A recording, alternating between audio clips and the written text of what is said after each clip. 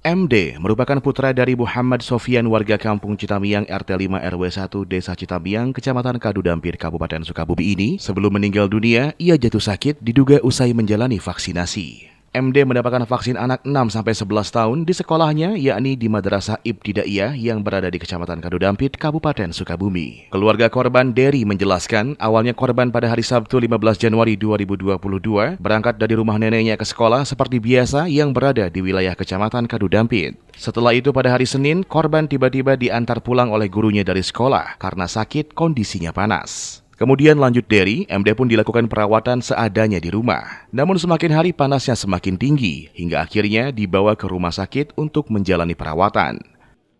Pada hari Sabtu ya, pada Sabtu tanggal 15 divaksin ya di sekolah MI Citamiang. Waktu itu divaksin, terus pas pulang divaksin agak anget ya, anget badannya, demam ringan.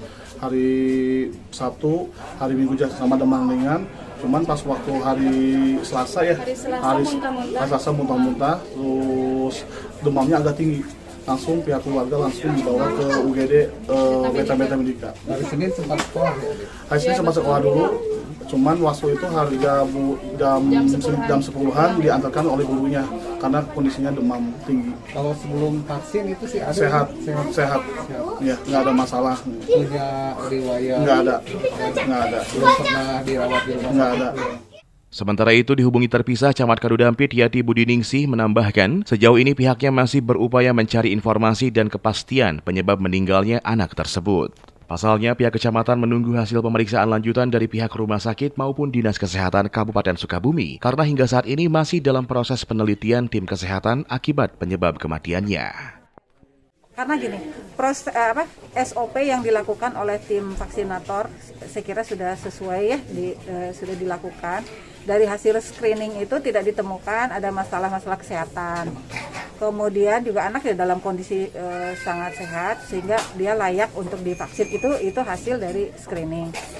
Namun kemudian ketika terjadi setelah pasca vaksin itu anak mengalami demam, itu juga memang karena kemarin itu tidak tahu gitu ya, ini anak harus dibawa kemana ketika demam itu gitu. Sedangkan di kabupaten itu kan yang namanya tim yang menangani KIPI itu adanya di Sekarwangi, sementara anak ini kemarin langsung dibawanya ke Beta Medika gitu. Jadi sampai saat ini ya informasi yang kita ketahui sampai saat ini hanya itu. Dari Sukabumi, Rizky Miftah melaporkan untuk Dinamika.